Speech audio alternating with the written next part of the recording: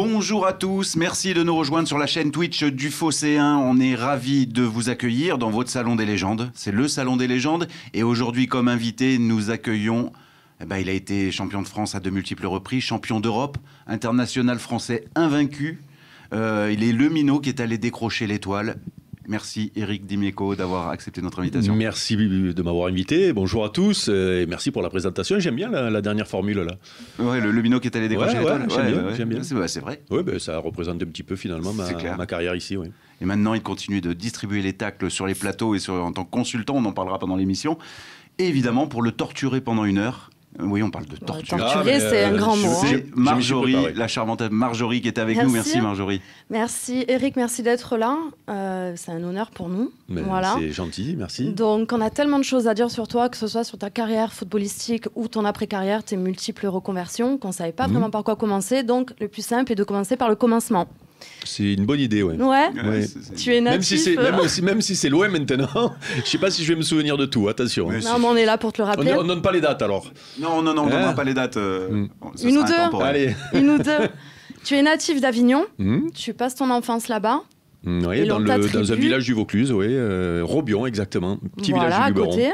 Et l'on t'attribue donc le surnom du petit Cruyff. Donc moi j'aimerais en savoir plus, d'où vient cette passion pour le foot.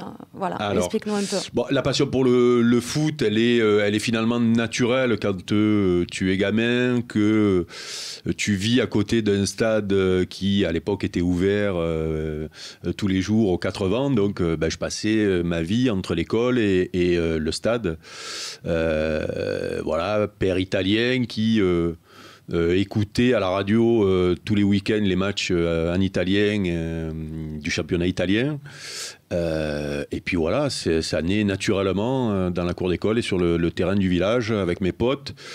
Et puis j'ai très vite senti que c'est ce que je voulais faire, même si je m'en cachais et que j'en parlais pas. Parce qu'à l'époque, c'était pas un métier... quand j'étais tout gamin, donc dans les années 60, fin des années 60, qu'à l'école, on me demandait qu'est-ce que je voulais faire quand je serais plus grand. Les gamins, ils disent toujours pompier ou machin pour faire bien, mais moi, dans ma tête, je voulais déjà faire ça. Mais c'était pas un métier glamour.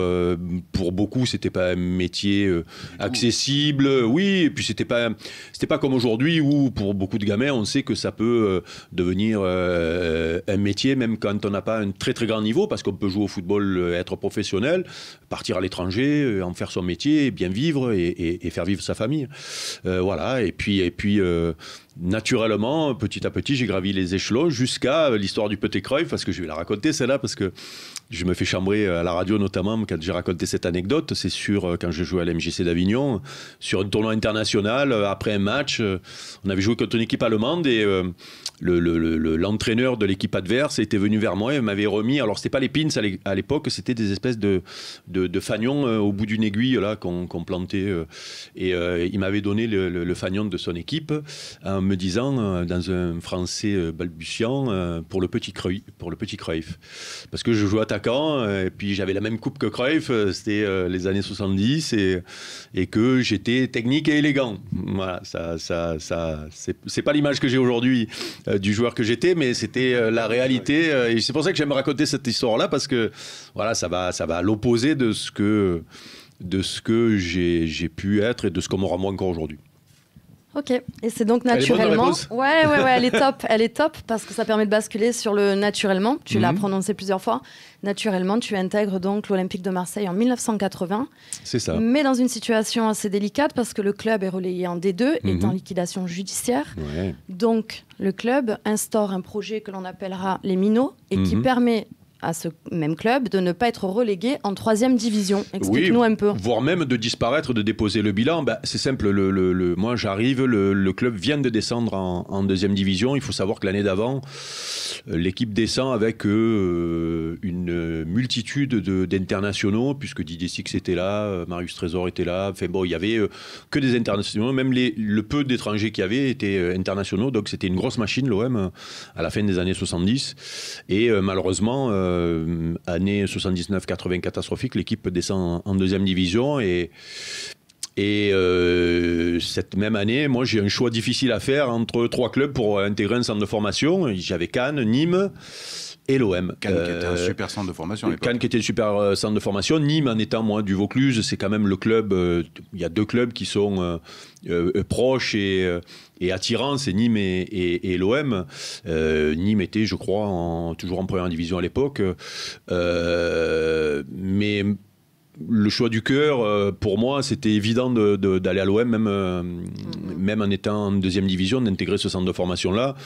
Le club n'avait pas une réputation de club formateur en plus à l'époque, donc. Mais oui, mais à l'époque, c'était vraiment un club qui aimait les stars et peu de joueurs du centre de formation intégrer l'équipe première. Oui, c'est peut-être un peu le cas aussi aujourd'hui. Et donc oui, j'ai fait un choix un peu risqué, le choix du cœur, et qui s'est avéré finalement catastrophique parce que l'équipe végétait en deuxième division et surtout avait de gros problèmes financiers. Et puis, les professionnels, pour pouvoir finir la saison, les professionnels ont été tous licenciés. Et pour finir la saison, il restait 6 matchs. Et la Ligue avait dit, il faut finir avec les jeunes du centre de formation pour pouvoir au moins valider le championnat, pour essayer de ne pas descendre en troisième division, parce que là, ce serait vraiment la catastrophe. Et on va essayer de trouver des repreneurs. Et voilà la fameuse épopée des minots. Et c'est super d'en parler d'ailleurs, parce que cette période, c'est fin de saison 80-81, donc avril 81. Et cette année, on va fêter les 40 ans de cette épopée-là. Je sais que beaucoup de joueurs de l'époque des minots se débattent pour justement faire un joli reportage sur cette période-là, parce qu'on a oublié tous ces garçons qui étaient, pour la majorité, marseillais, fous de l'OM, pétri de talent, parce que sur les saisons d'avant, il y avait eu champion de France cadet et vainqueur de la Coupe Gambardella. Donc la génération Marc Lévy, Anigo, Lopez, Caminiti, De Bono, De Falco, je vais en oublier, excusez-moi les gars, Marc Pascal, qui ont permis au club plus tard de remonter de deuxième division en première division. Mais cette période-là est une période très particulière dans l'histoire du club, héroïque, oubliée aujourd'hui. J'en ai été longtemps le seul rescapé, notamment dans les années 90. Je me suis senti, un peu le porte-drapeau de cette génération-là. J'en avais parlé après la finale en 93, parce que je pensais à eux. Et je trouve que c'est l'histoire du foot, on a oublié cette période-là, et c'est bien qu'il y ait une initiative là pour les 40 ans, parce que pour avoir un avenir radieux, il faut se souvenir de son passé, il faut surtout honorer les périodes, les gens qui ont œuvré dans des périodes compliquées, et tous ces joueurs-là l'ont fait.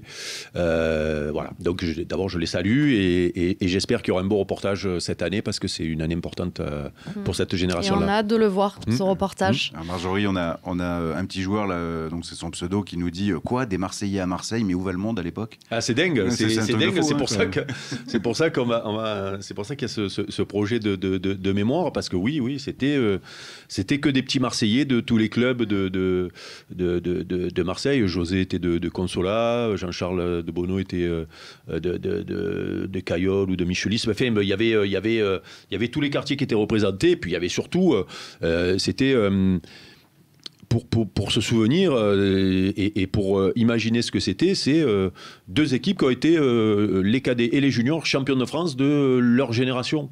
C'est-à-dire qu'il y avait, et beaucoup étaient en équipe de France à l'époque, et je le répète, ces garçons-là ont percé à un moment donné, parce qu'il y a eu cette situation-là, parce que sinon ils jouaient très peu. Il n'y avait que des stars, il n'y avait que des internationaux dans les équipes de la fin des années 70. C'était dur pour un jeune de jouer. Voilà ce qu'était l'OM. Et voilà ce qui s'est passé. Et moi, j'ai en mémoire toujours d'une une du Provençal de l'époque, ou du Méridional, puisqu'il y avait plusieurs journaux à l'époque qui parlaient de l'OM, avec devant le stade Vélodrome, un vieux monsieur qui était là tous les matins quand les joueurs venaient à l'entraînement, qui pleurait parce qu'il y avait l'annonce du dépôt de bilan de l'OM. C'était mars-avril 81, quoi. C'est-à-dire que le club allait disparaître. Et il y a des dirigeants du football français qui lui ont tendu la main, et il y a eu des gamins qui ont permis que le club puisse continuer sportivement à jouer en deuxième division, parce que ça aurait pu être catastrophique. Tout à fait. Et tu es donc prêté à Nancy et à Martigues.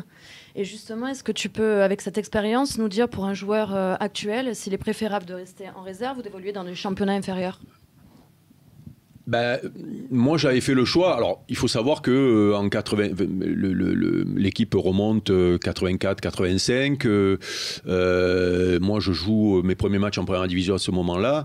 Mais c'est vrai que Bernard Tapie, quand il rachète le club en 86, Michel Hidalgo arrive dans la foulée, Gérard Banide aussi, et le club redevient très ambitieux avec un recrutement Alain Giresse, Gingini, Papin, Cuben, Karl-Heinz Foster.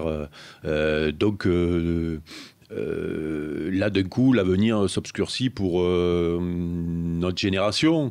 Le choix est vite fait à ce moment-là, quand je comprends que je ne vais pas beaucoup jouer, que je ne rentre plus dans les plans. J'ai l'AS Nancy-Lorraine qui était... un club aussi qui a eu son heure de gloire. Aldo Platini, le papa de Michel, était dirigeant au club. J'avais flambé cette saison-là contre eux et il me propose de venir. Il voulait Bernard Zégnier qui était à l'OM à l'époque. Il voulait Bernard Zégnier qui connaissait bien le club, qui avait joué là-bas. Et Bernard, lui, allait jouer à Metz, avait préféré aller jouer à Metz parce que son beau-père était président de Metz. Et c'est lui qui avait dit, mais il y a le petit jeune là qui... et à l'époque, tu jouais attaquant. Je jouais attaquant, je jouais les gauches. Ouais. Et donc, je suis arrivé à l'AS Nancy-Lorraine avec comme coach Arsène Wenger qui débutait sa carrière. Et c'est là-bas que j'ai... que tu as retrouvé plus tard à Monaco. Que j'ai retrouvé plus tard à Monaco. Et c'est là-bas que j'ai, pour la première fois, reculé sur le terrain parce que... devant, j'avais déjà joué en première division attaquant. Hein. J'étais un bon joueur, mais je plafonnais dans un football où on commençait à jouer à 2 attaquants de pointe, où quand tu étais attaquant de pointe, il fallait marquer. Moi, je marquais pas beaucoup, j'étais un ailier à l'ancienne. Et donc, petit à petit, on m'a fait reculer sur le terrain. Et c'est comme ça que j'ai trouvé ma voie vers le haut niveau. Et puis surtout que j'ai pu réintégrer l'OM, puisque l'année d'après, je suis allé à Martigues. Parce que c'était pas le moment de revenir, mais j'avais continué à jouer un petit peu plus bas sur le terrain. Et puis il y a eu la saison 88-89 où Gérard Banide me fait me revenir avec comme deal on a besoin d'un arrière-gauche, je sais que tu peux le faire, on part en forêt noire, tu as 15 jours pour me montrer que tu peux le faire. Et là... pensez bien que je faisais les centres et je reprenais la tête en même temps tellement que je voulais jouer. Donc ouais. Justement. Juste une petite seconde, Marjorie, parce que je voudrais évidemment remercier nos sponsors, Héros de Santé et le SAT, spécialisés dans la crypto-monnaie. Merci à eux qui nous permettent de présenter cette émission. Merci beaucoup. Et autre petite chose, essaie de garder ton micro devant, comme ça on t'entend bien parce qu'il se balade un peu. Merci beaucoup. C'est vrai que je bouge beaucoup. Justement, tu retournes à l'OM avec Bernard Tapie comme président et tu es le seul joueur du centre de formation. Donc vous allez écrire l'histoire. Tu fais partie de l'histoire. Oui, parce que j'ai eu la chance de revenir donc à un moment donné où le club avait pris une autre dimension et où les ambitions étaient énormes. Chaque année, le recrutement montrait les ambitions de Bernard Tapie et du club. Et moi, quand je reviens, c'est la génération Gaëtan Huard, Franck Sauzet, Karl-Heinz était toujours là. Il y avait Philippe Vercruis. Voilà, donc il y avait eu un gros recrutement. Eric Cantona qui était arrivé aussi en 88 avec moi. Et voilà, là, il y avait encore de l'insouciance dans l'effectif parce que l'équipe n'avait pas encore gagné. Mais par contre, les ambitions étaient énormes. Et il se trouve que cette année-là, on fait le doublé Coupe-Championnat. Dans une ambiance particulière. Le seul bémol, on va dire, ou le seul regret que j'ai de cette période-là, c'est que Gérard Banide, qui m'avait donné ma chance, n'était resté que très peu de temps. Mais par contre, l'entraîneur qui l'avait remplacé, c'est Gérard Gilly, qui était mon entraîneur du centre de formation et qui me connaissait par cœur. Donc, j'étais un petit peu dans un fauteuil, du coup. Et Gérard a continué à me faire progresser à ce poste d'arrière-gauche. Et cette saison, elle est particulière pour moi parce que... Je parlais d'insouciance parce que même si les ambitions et les objectifs de Bernard Tapie étaient élevés, on n'avait encore rien gagné, surtout il nous mettait la pression, mais sans plus. C'est-à-dire que cette saison du doublé, elle est extraordinaire. Il y avait les gens qui venaient nous voir à l'entraînement, ils devaient se demander comment on faisait pour gagner le samedi, tellement qu'on s'amusait à l'entraînement et qu'on déconnait, qu'on faisait même n'importe quoi. Mais quand tu gagnes tous les samedis, le coach, il est là pour faire de la tactique, voilà, mais pour veiller à ce qu'il y ait cette fameuse bonne humeur. Donc on faisait beaucoup de jeux et on a passé une saison merveilleuse avec ce doublé et cette finale de Coupe de France contre l'AS Monaco qui pour beaucoup reste comme une des 2-3 plus belles finales de Coupe de France avec ce match de JPP. En face il y a Marcel Dib qui fait aussi un festival, il met 2 buts, Marcel, si je me souviens bien. Ce titre, la bise de JPP à François Mitterrand, la fête derrière à Paris, je me souviens de tout, quoi. J'avais fini en travers, et c'est génial, quoi. Et après, je ressors cette saison parce qu'après les objectifs sont devenus très très élevés et surtout la pression que nous mettait le boss était élevée aussi, quoi. Donc derrière c'était normal qu'on gagne, ne pas gagner était anormal, alors que là cette saison là voilà, c'était les premiers titres et du coup on était un petit peu plus tranquille. Derrière ça a été la pression est devenue rude et on s'est éclaté, mais c'était plus pareil, c'était différent. 1990 demi-finale Coupe d'Europe, donc contre le Benfica, match aller, vous gagnez 2-1, match retour, il se passe quelque chose d'assez incroyable sur la main de Vatin, le but est accordé. Donc tu gardes quel souvenir de cette période ? Je pars du principe que pour gagner des grands titres, et notamment la Coupe d'Europe, il faut souffrir, quoi. Elle ne se donne pas facilement cette compétition et il se trouve que nous on a beaucoup souffert parce qu'il y a ce fameux épisode de la main de Vata et de Benfica qui a été très douloureux parce qu'on fait un match aller extraordinaire. Enzo Francescoli est stratosphérique, il est pas récompensé de son match, on doit le gagner 3-4-1, finalement on gagne que 2-1, le match retour on est solide, on a des occasions, on sait qu'ils ont peur de nous, mais on sait que c'est une équipe redoutable aussi, puisque c'est un grand Europe le Benfica à l'époque. Et puis il y a cet événement qui moi m'a marqué particulièrement parce que j'étais au marquage de Vata et j'ai vu tout ce qui s'est passé. Moi j'ai des copains sur le terrain qui n'ont pas vu ce qui s'est passé, ceux qui étaient au premier poteau notamment. Moi je l'ai vu, il me l'a fait devant. Je suis persuadé sur le coup que tout le stade l'a vu et que les arbitres l'ont vu. Quand on voit les images, on comprend que le juge de touche ne peut pas l'avoir et que l'arbitre est caché au premier poteau. Voilà, et c'est un des épisodes qui font aussi la légende du foot, quoi. On parle toujours d'erreurs d'arbitrage à la Coupe du Monde ou en Coupe d'Europe ou de buts fabuleux. Voilà, ça fait partie du football et je pars du principe que pour la gagner en 93, il fallait passer par là parce qu'on est tous devenus aussi peut-être un peu plus réaliste, un peu plus rigoureux sur le terrain. Et puis, pour gagner contre un grand d'Europe, il faut être un grand d'Europe et on n'était pas un grand d'Europe à l'époque. Voilà. Et donc, c'est une étape vers le titre de 93. Aujourd'hui, je le prends comme ça. J'aurais pas fait de finale derrière. Ce serait gravé à vie et ça resterait un souvenir terrible. Quand derrière, on connaît l'histoire, voilà, ça peut pas être. C'est une étape, un épisode. Mes copains qui se sont arrêtés à ce moment-là doivent encore avoir des regrets parce qu'ils ont vu les épisodes derrière et notamment la victoire et ils sont voilà et c'est terrible parce que il y avait une ambiance après le match qu'on peut pas décrire tellement qu'on savait qu'on était passé à côté d'un truc formidable et surtout c'était retrouver le Milan AC qui était le Graal à aller chercher à l'époque. Voilà, on les aurait rencontrés un an plus tôt. Bon, on ne sait pas ce qui se serait passé. Il faut passer par toutes les étapes, mais c'est quand même assez dommage. Surtout qu'en 1993, donc, il y a l'affaire l'OM 20. Donc on vous retire le titre de champion et vous êtes exclu de tout championnat d'Europe. Et c'est à cette période donc tu décides de finir ta carrière professionnelle à Monaco. Oui, alors il y a des étapes puisqu'il y a Bari avant avec la finale perdue au penalty. Là pareil, c'est Une finale de Coupe d'Europe des clubs champions, ça s'appelait comme ça encore à l'époque, c'est déjà, quand tu en fais une dans ta carrière, déjà c'est beau. La gagner, c'est le Graal. Et on est tous persuadés qu'on a laissé passer notre chance à vie après ce match-là. On élimine le Milan AC en quart de finale. On pense qu'on a un boulevard pour aller le gagner, ce titre-là, et le perdre. Moi, franchement, je pense que j'aurais plus l'occasion de faire de finale et que j'aurais plus l'occasion de retoucher à ce niveau-là. Et aujourd'hui, je considère ça comme une étape pour aller chercher le titre de 93.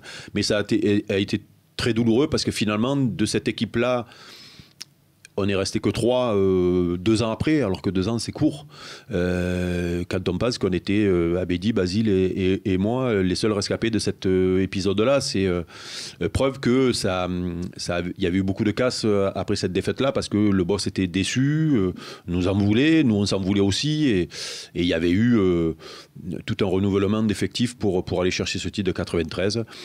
Ce titre de 93 est le sommet de ma carrière, gâché par l'affaire au MVA, mais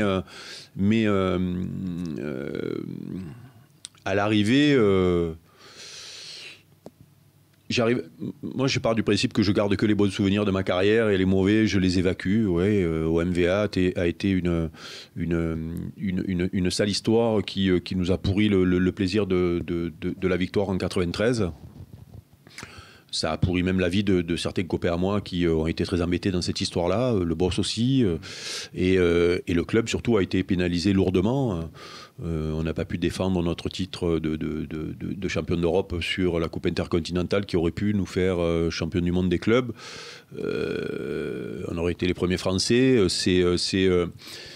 C'est une période particulière, mais ce club-là, on le sait.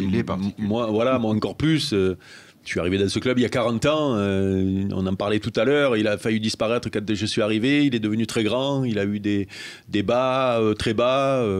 Voilà, c'est ce qui fait aussi que ce club-là est particulier, qu'il y a un attachement particulier de la part des supporters. Voilà, ça fait partie des péripéties de la vie, et c'est vrai qu'après j'ai fini ma carrière à Monaco où j'ai été longuement blessé, et j'ai eu une fin de carrière un peu en queue de poisson à cause d'une grave blessure au genou. Voilà, je retiendrai de mon passage à l'AS Monaco d'abord un autre titre en 97, des copains et des joueurs merveilleux que j'ai toujours plaisir à croiser, et puis ça m'a permis de pouvoir vivre en équipe de France une compétition finale en 96 qui était mon grand regret finalement, donc de ne pas faire de compétition finale avec l'équipe de France. Donc j'ai pu faire l'Euro en Angleterre, et voilà, donc et puis après ça c'est fini, mais ça se finit toujours, hein, je savais depuis le début que ça se finirait un jour. Donc oui, effectivement, il ne faut pas oublier que tu étais en équipe de France, bilan assez positif parce que sur 23 matchs, 18 victoires et 5 nuls, donc c'est assez incroyable quand même. Ouais, ça fait partie des... Alors déjà, goûter au maillot bleu, c'est le but aussi de tout joueur. Quand on commence cette carrière, on veut gagner des titres avec son club. Moi, j'ai eu la chance d'en gagner avec mon club de cœur, mais aussi on veut goûter à l'équipe de France. Moi, je n'avais pas fait de sélection de jeunes. Je suis allé directement en équipe de France A. J'ai eu la chance aussi d'être appelé pour la première fois par Michel Platini. Donc, c'est toujours un peu particulier aussi d'être appelé pour la première fois, de se retrouver au rassemblement avec Michel Platini, même si je l'avais croisé quand je jouais à Nancy. Et oui, c'est une fierté d'avoir porté ce maillot-là. C'est une fierté aussi d'avoir été 2 fois capitaine, quand Aimé Jacquet me rappelle, notamment sur un match en Roumanie qui était un peu le tournant de la génération championne du monde derrière, puisque si on perd ce match-là, on ne fait pas l'Euro 96, et je pars du principe que l'Euro 96 est l'acte fondateur de cette génération-là. Et donc Aimé, qui m'aimait beaucoup, m'a donné le brassard en Roumanie et contre la Belgique en match amical de préparation à l'Euro. Et puis oui, j'ai cette stat que finalement j'ai découvert sur le tard finalement, parce qu'on ne se rend pas compte quand on joue. Mais oui, 23 sélections, 23 fois titulaire, parce que j'ai jamais été remplaçant ou j'ai jamais remplacé. Chaque fois que j'ai porté le maillot, c'était en tant que titulaire. Et puis 18 victoires et 5 nuls, ouais. Et puis alors c'est rigolo parce que de temps en temps, ce record ressort quand il y a eu le petit Pavard, je crois, à un moment donné, puis peut-être le titiller. Et voilà, donc de temps en temps, il y a un joueur qui et donc on ressort les stats, les vieilles stats, et puis on se rend compte que j'étais dans ces stats-là. Bon, c'est une petite fierté. Vu que les jeunes maintenant ne nous connaissent que sur les réseaux sociaux ou sur les Wikipédia, là, les trucs comme ça. Donc, quand papa me dit à un petit jeune, tiens, voilà, le monsieur, c'est ça, hop, alors je sais qu'ils vont voir un peu. Et dire, tiens, c'est sûr. Ça revient. 23 matchs titulaires. Voilà. Bravo. Merci. Là, on a une question j'en profite, j'en glisse une, de Aldorge, justement, Aldorge77, qui nous dit: bonjour Eric, pour toi, quel est ton plus beau match en tant que joueur, le plus beau match que tu aies joué, et le plus beau match en tant que supporter? Waouh, elle est compliquée. Tu es obligé, quand tu dois répondre à ce genre de questions, tu es obligé, parce que moi j'avoue que je n'ai pas une grande mémoire des matchs ni de mes performances personnelles. Par contre, je suis obligé d'en sortir 2. Parce que finalement j'ai pris mon pied dans la victoire. Voilà, être beau, si tu perds, c'est pas très intéressant. Et donc, je parlais de la finale de la Coupe de France qui est mon premier grand titre finalement, avec le titre de champion cette année-là. Et donc, ce match est fabuleux.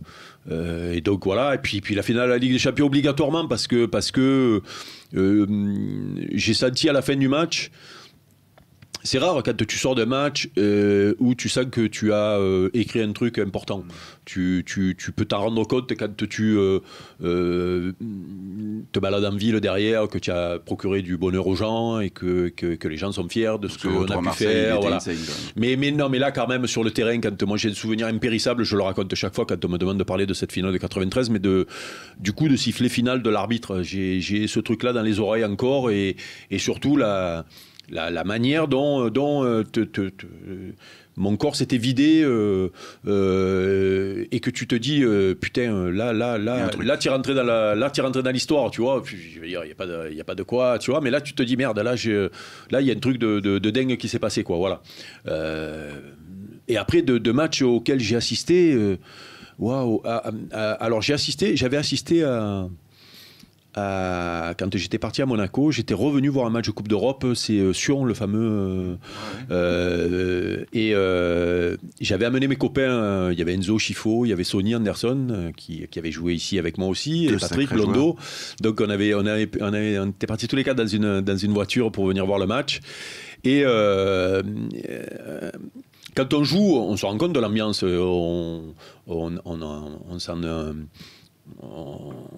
on s'en inspire pour se motiver, mais être ce soir-là au stade avec ce qui s'était passé, c'était ouais, tu es dans la tribune et là c'est là que tu te rends compte que ouais, ce public et ce stade est particulier, quoi. Après j'y suis revenu pour commenter des matchs.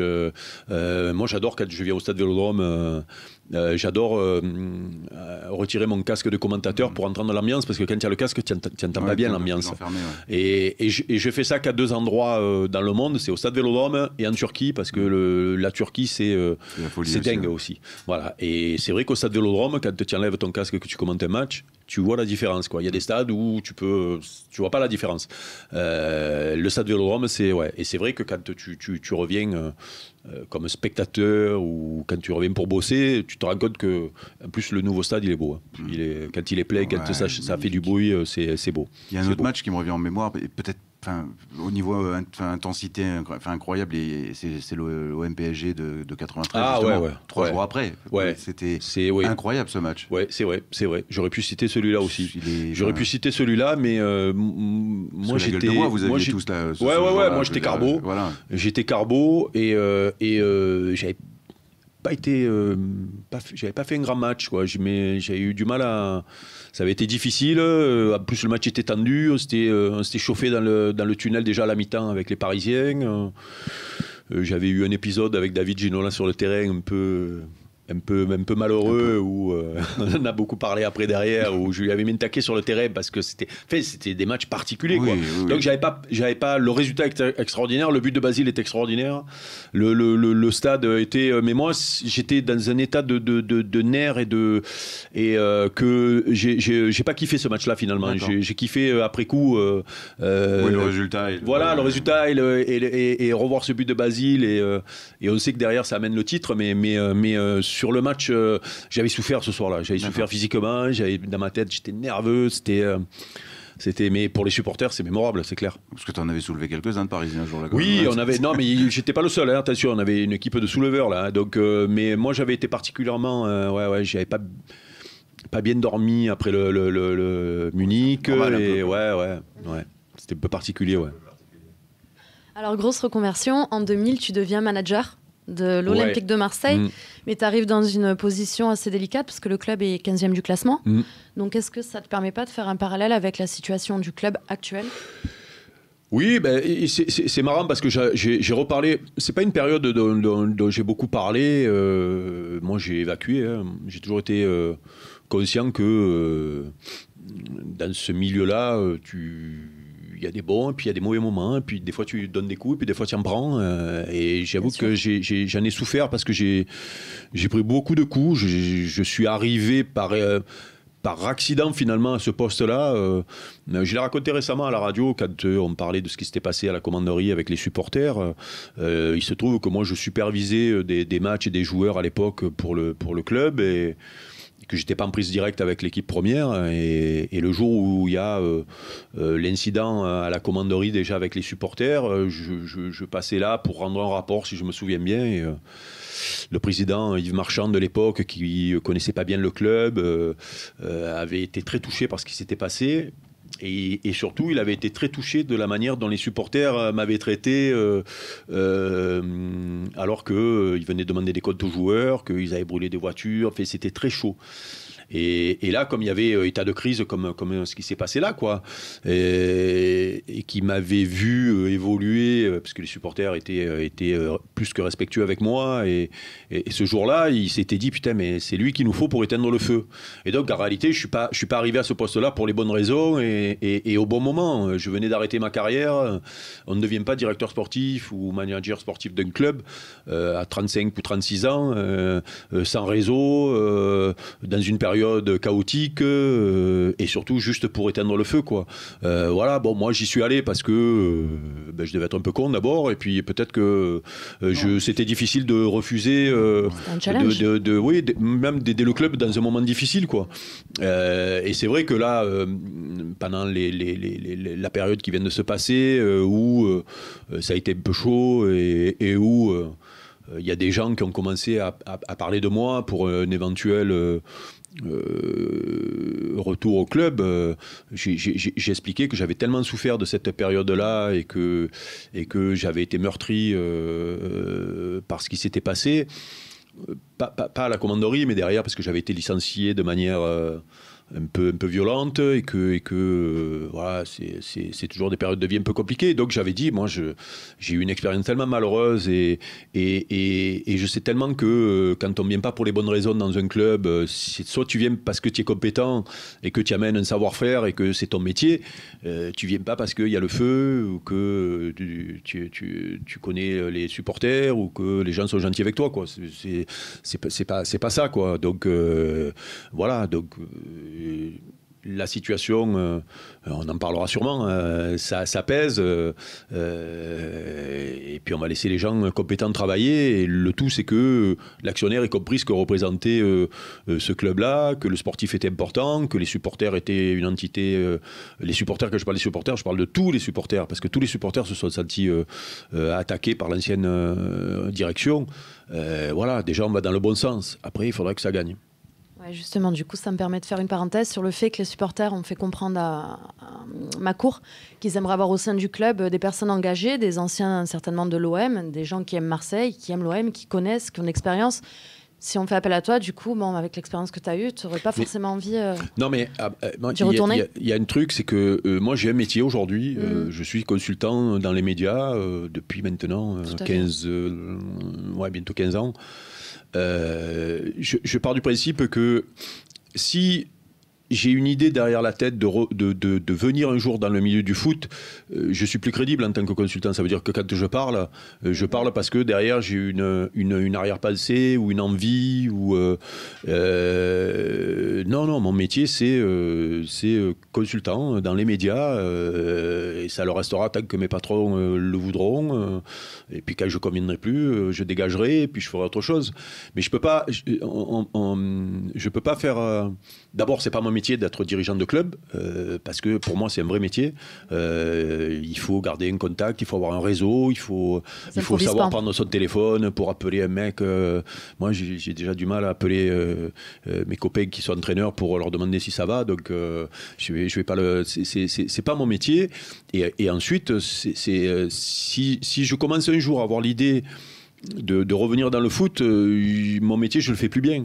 Voilà. Alors, je dis sûrement des grosses conneries quand je fais consultant, parce qu'on en dit tous, et c'est ça qui est bien dans le foot, c'est que personne n'a la vérité, et puis on peut dire des grosses conneries, mais au moins quand je dis des conneries, c'est les conneries que je pense, c'est pas des conneries pour gratter un poste dans un club, quoi. Voilà. Je suis libre de ce que je dis, et je pense que ceux qui m'écoutent n'ont pas envie d'entendre un mec qui, quand il parle, pense à un autre truc, quoi. J'ai un peu de mal avec ça. Enfin, moi, je peux pas faire ça, en tout cas, comme ça. Après, c'est ce qu'on nous reproche, parce que je nous mets aussi dans le saut, c'est-à-dire que nous, consultants, observateurs, journalistes, c'est d'avoir d'être toujours dans la critique, positive ou négative.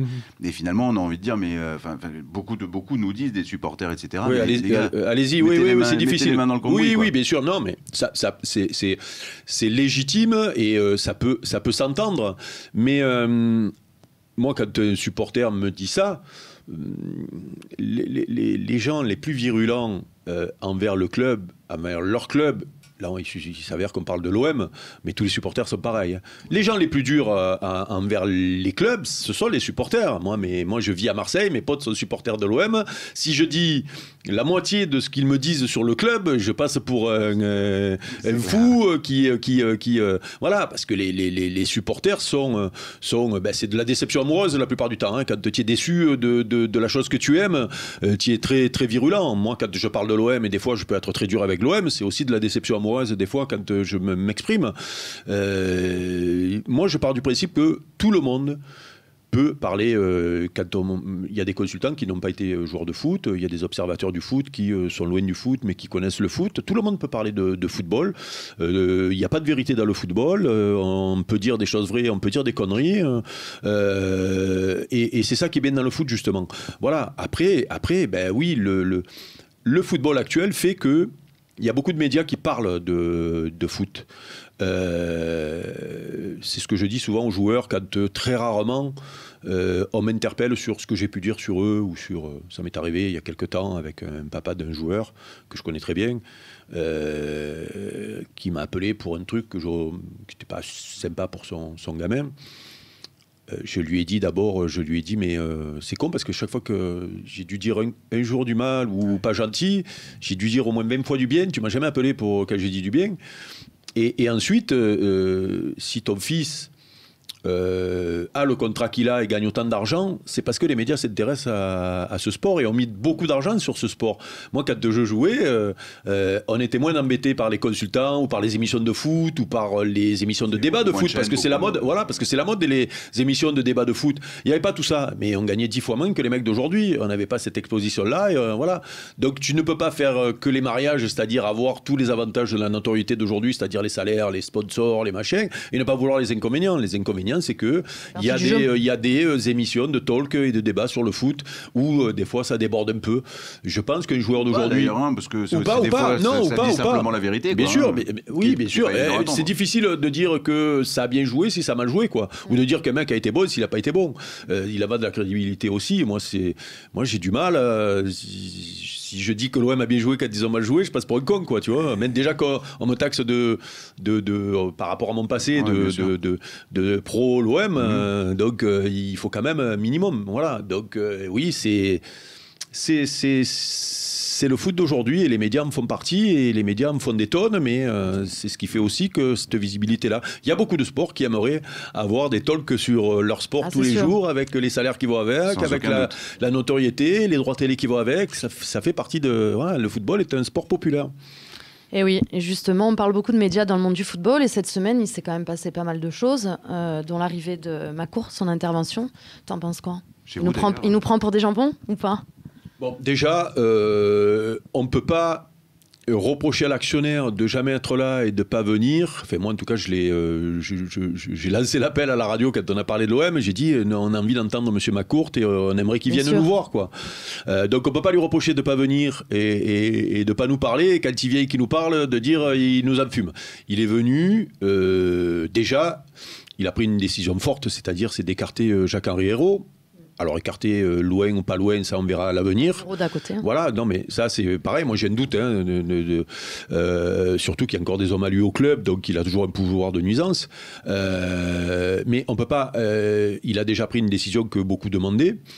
Il y a les supporters qui le réclamaient, mais il n'y a pas que les supporters qui le réclamaient. C'est-à-dire qu'on sentait que cet homme n'était pas dans son milieu et qu'il n'était pas dans son élément à Marseille. Complètement.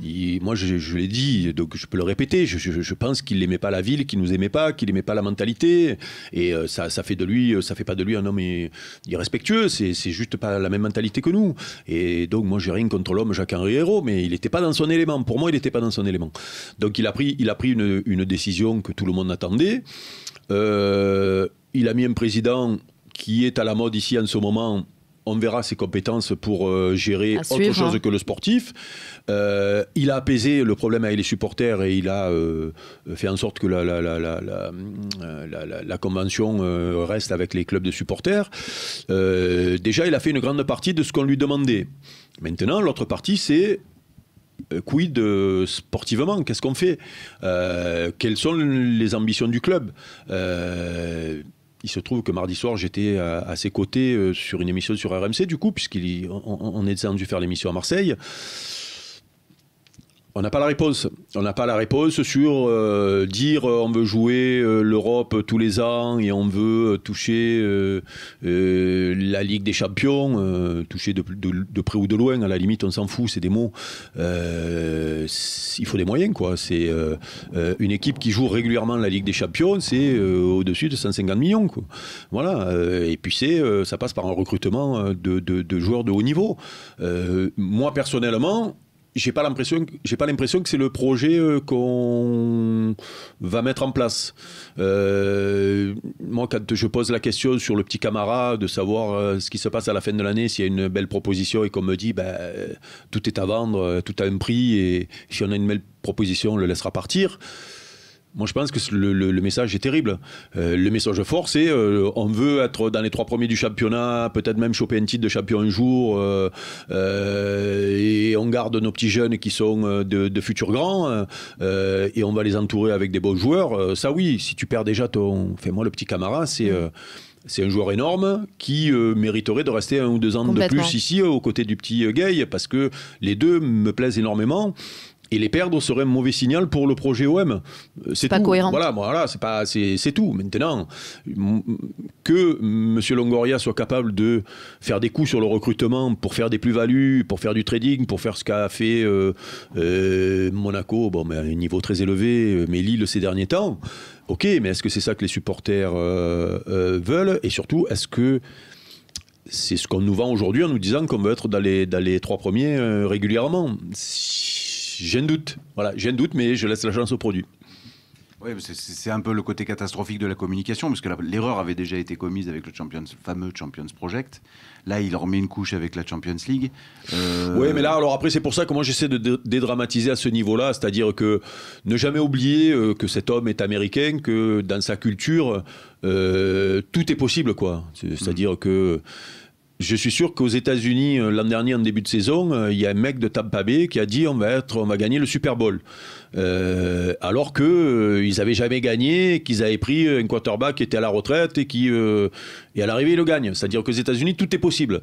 C'est la manière dont ils le font du sport là-bas, c'est-à-dire avec les drafts, avec le fait qu'on essaie toujours de rééquilibrer les équipes les plus faibles et tout pour que le championnat soit équilibré.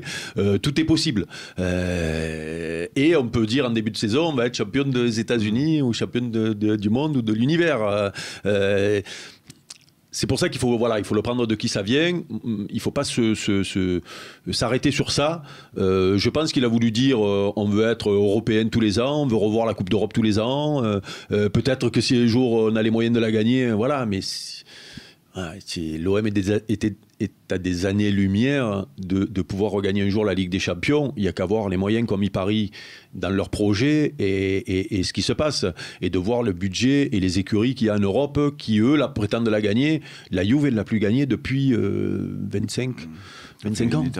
C'est pas le même club quand même. Enfin, c'est pas le même club. C'est le même club au niveau historique, mais c'est pas les mêmes moyens. C'est pas la même écurie qu'il y a derrière et les dirigeants sont des grands professionnels et des connaisseurs de foot. Le Bayern, City, l'argent qu'ils mettent City depuis des années où ils en sont loin. Donc mais les Marseillais le savent ça. Oui, personne ne croit, quand on dit ça, personne ne croit que c'est possible dans l'immédiat. Voilà. Et il faut surtout le prendre de qui ça vient, c'est-à-dire d'un monsieur qui a mis de l'argent, qui a mis beaucoup de l'argent pour lui et qui pense que tout est possible dans le sport comme dans son pays. Voilà, c'est pas grave. Et est-ce que tu penses que l'erreur de McCourt, ça a été justement évidemment de s'entourer de personnes qui avaient vraiment une mentalité purement entrepreneuriale, on va dire de gestion d'entreprise? Parce qu'au début, le projet Héros, il n'est pas si mauvais que ça. L'idée de restructurer le club, de changer un petit peu le côté marketing, de s'occuper vraiment des choses qui faisaient défaut, on va le dire, au club quand même, qui ne fonctionnait pas par rapport à des grosses machines d'autres. Donc est-ce qu'il s'est pas trompé justement en prenant des personnes qui comprenaient rien au foot? Parce que l'affaire, elle est là. Et aujourd'hui, il veut vraiment recentrer tout le sportif, sur le sportif, avec Longoria en tête de gondole pour... C'est pour ça qu'au moment de faire le bilan de Jacques-Henri Hérault, il n'y a pas que du négatif, attention. Là, c'est taper sur lui, c'est à la mode et c'est facile. Ne jamais oublier que le club a fait une finale de Ligue Europa sous sa présidence. Ne pas oublier que le club s'est doté d'infrastructures au CESN où le club est chez lui pour faire jouer ses jeunes.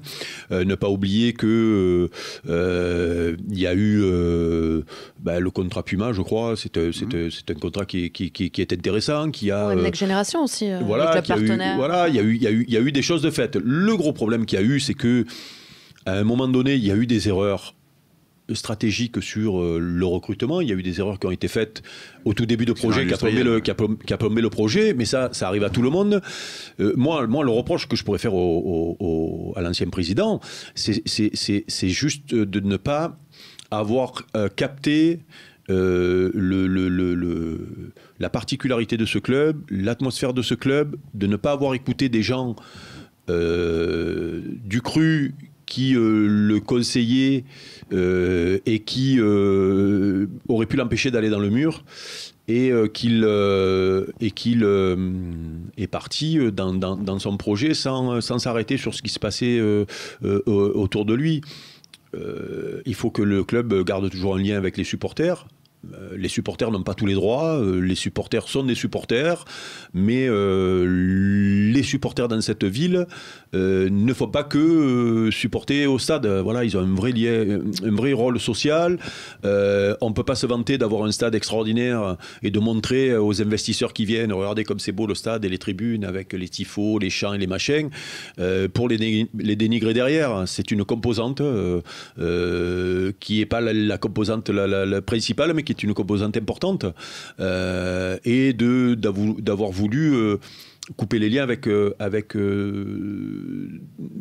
les supporters. On ne peut pas... Moi, je l'ai vécu comme une insulte personnelle. Quand il a fait sa sortie sur les salariés marseillais, qui sont trop nombreux et qui prennent trop à cœur une défaite de l'OM, je me suis senti blessé. Mais tous les Marseillais, je pense que mais c'est sa première erreur. Pour moi, c'est son erreur fatale pour moi.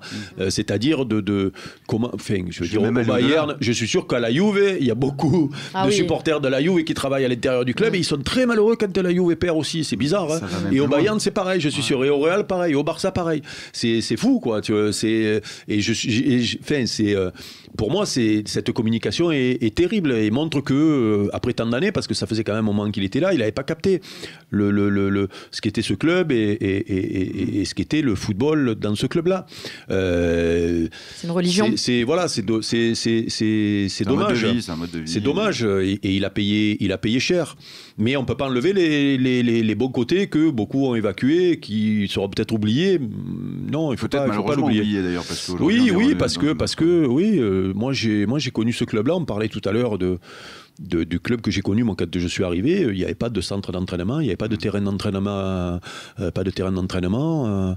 J'ai même joué en pro à Luvonne. Moi j'ai connu, on se changeait au stade Vélodrome, on prenait la voiture, on allait soit à Luvonne, soit à Lumini, soit à Saint-Menet s'entraîner en survêtement, avec des survêtements dépareillés.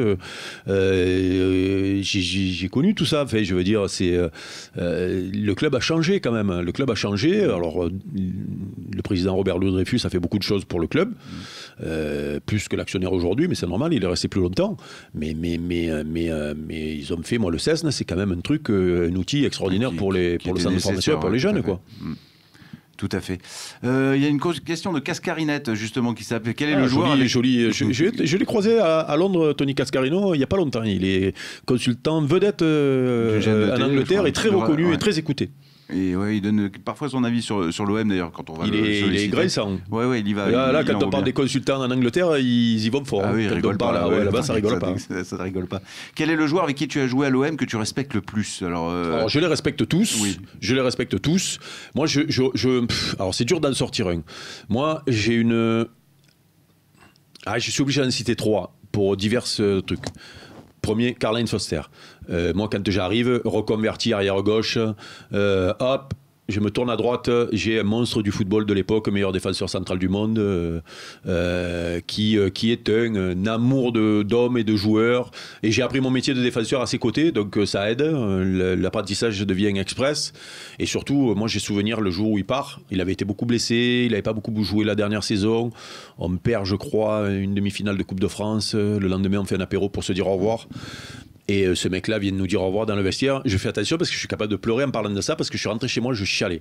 C'est-à-dire, ce mec est venu nous dire au revoir, il n'avait plus joué depuis longtemps. Il est parti comme si de rien n'était de l'OM, Et je me souviens, mon ex,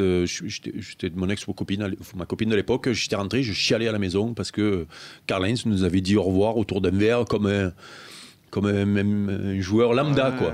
Et ce mec m'a touché. Après, Enzo Francescoli, qui est un monstre de joueur, qui a joué qu'un an à l'OM, mais il jouait devant moi.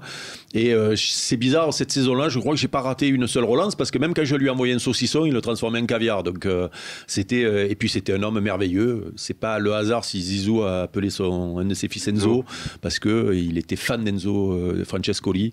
Je l'ai recroisé parce qu'il vivait en Floride. Voilà, c'est un homme merveilleux. Et puis le troisième, Carlos Moser, parce que l'histoire, je l'ai racontée 100 fois, mais je peux le raconter encore une fois. Dans ce métier-là, c'est rare les mecs qui se mettent en avant pour toi. À Bari, je m'étais pété les croisés 15 jours avant. Il y avait de grandes chances que je joue pas. Je crois que le boss ne voulait pas trop que je joue. Et c'est Carlos qui était allé voir le boss en lui disant Eric, il a fait toute la campagne jusqu'à maintenant. S'il faut que je cours pour deux et que je défende plus de son côté pour qu'il joue, je le ferai et tout et tout. C'est-à-dire qu'il est allé se mettre en avant pour moi. Alors que bon, on était potes, bien potes même, mais c'était pas mon frère, quoi. Hein. Donc, oui, il était pas obligé de le faire, donc ça, c'est un truc que je n'oublierai jamais. Bon, et sans compter le joueur, je l'ai vu entamer des mecs comme personne. Donc c'était quand même une grande référence dans la boucherie. C'est clair, il avait son brevet de boucher. Ah oui, non, ça c'était le professeur. Quel charisme aussi, parce que. Ah oui, monstrueux. Il nous a fait passer un cran. Et dire que Karl-Heinz et Carlos ont joué quelques matchs ensemble. Malheureusement, Karl-Heinz a été beaucoup blessé cette saison-là. Mais les deux en défense centrale, alors là, tu pouvais aller devant, tu ramassais que les miettes. C'est merveilleux. Désolé, j'ai donné 3 réponses. Désolé. Non, mais c'est pas mal. Beaucoup de remerciements sur le chat par rapport à ta présence ici. Qu'est-ce que c'est toujours agréable d'écouter parler parler. Eric Dimeco, merci pour le live Olympia 9. Et on a Freeman qui nous dit, donc merci à Eric, merci pour tout ce qu'il a fait comme joueur, merci pour sa passion au micro en tant que consultant, et merci pour ce qu'il nous a transmis, émotion, valeur, justesse dans l'analyse, etc. J'ai bien fait de venir. C'est plutôt pas mal.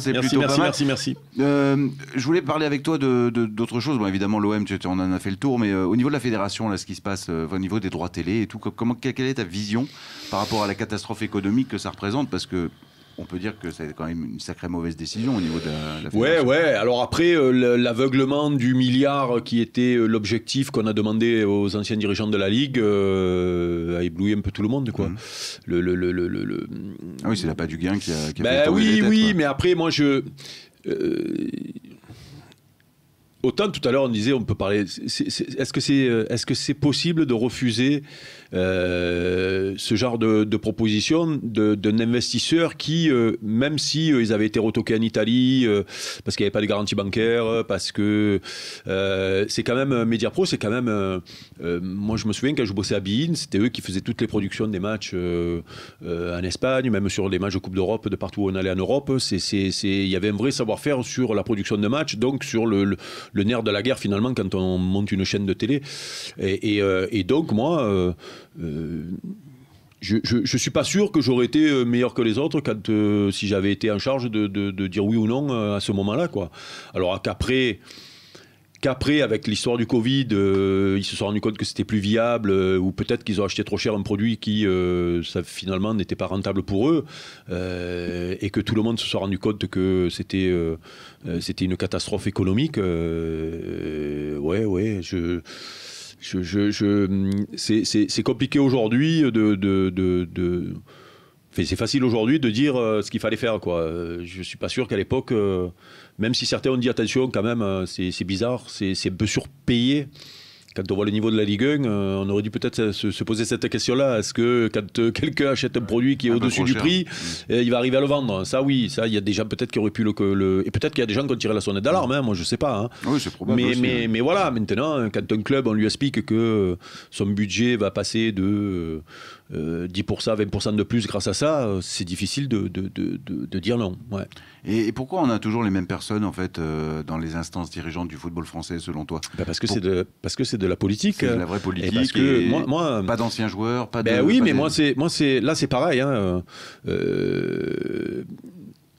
Il faut aller au charbon, quoi. Enfin, c'est-à-dire que pour devenir président de la Fédé ou être à la Ligue, il faut déjà être dans les instances, travailler, faire du lobbying, faire de la politique, parce que c'est de la politique, c'est un vrai métier. Ça s'improvise pas, quoi. Et donc, moi, je le dis franchement, je me sentirais pas capable d'aller faire tout le travail qu'il y a en amont pour devenir président de la Fédé, c'est-à-dire gravir les échelons, aller faire... voilà, c'est pas parce qu'on a été ancien joueur qu'on est légitime à faire ça. On a une légitimité supplémentaire si on fait le job. On parle beaucoup de Marc Keller, qui est président de Strasbourg, qui est proche de Noël Le Graët, et qui sera peut-être un jour président de la Fédé. Mais Marc, il est allé au charbon.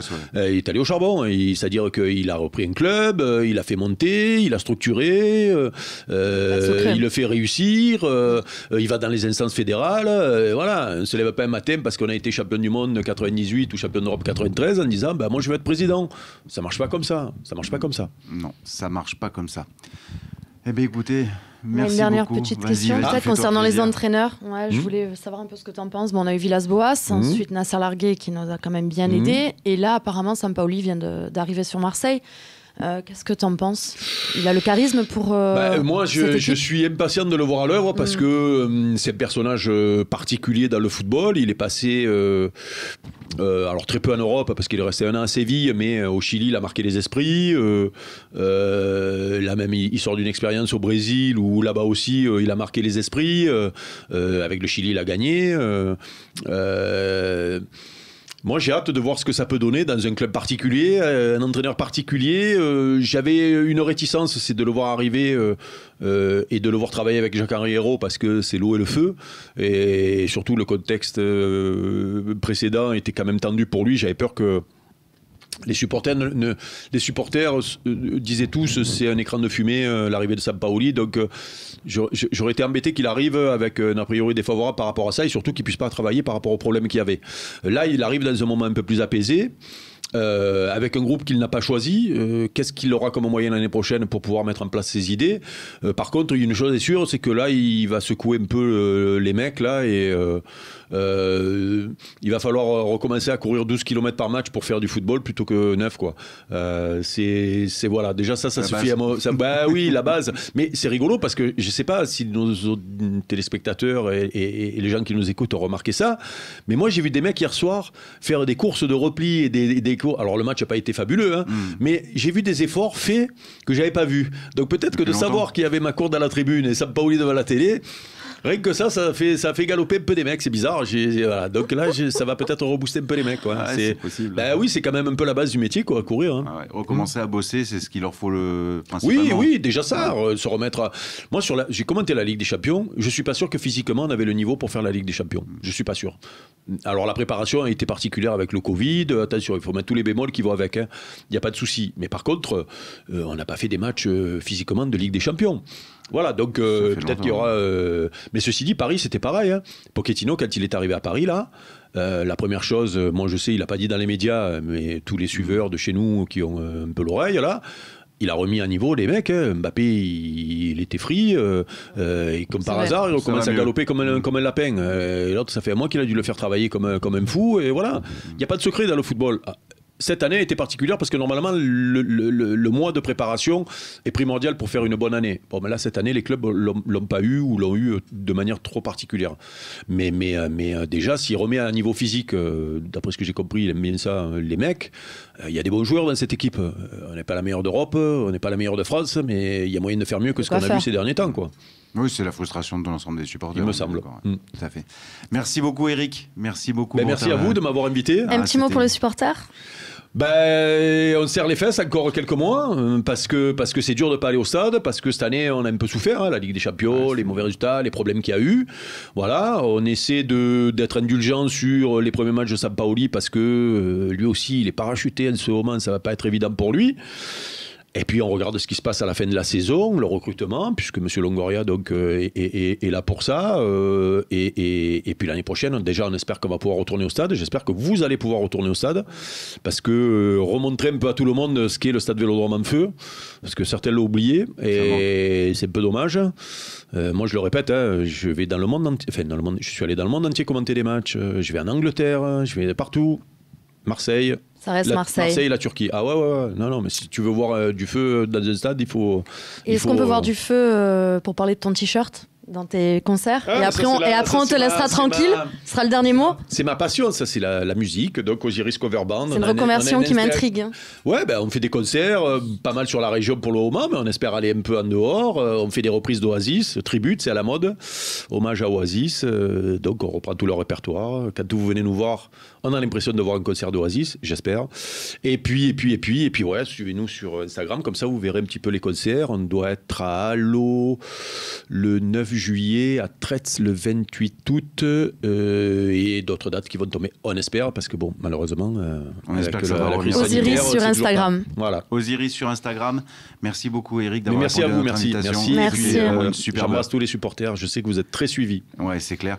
Merci également, donc on le répète, à Sat, donc spécialiste de la crypto-monnaie et héros de santé, qui nous sponsorise pour cette émission, qui nous permettent de faire le Salon des légendes. Merci encore, Eric. Merci, Marjorie. Merci, Stéphane. Merci, Eric. Et merci surtout à toute la communauté qui nous suivait si nombreux chaque jour. On se retrouve très bientôt sur le Phocéen dès ce soir pour le talk show. Merci beaucoup.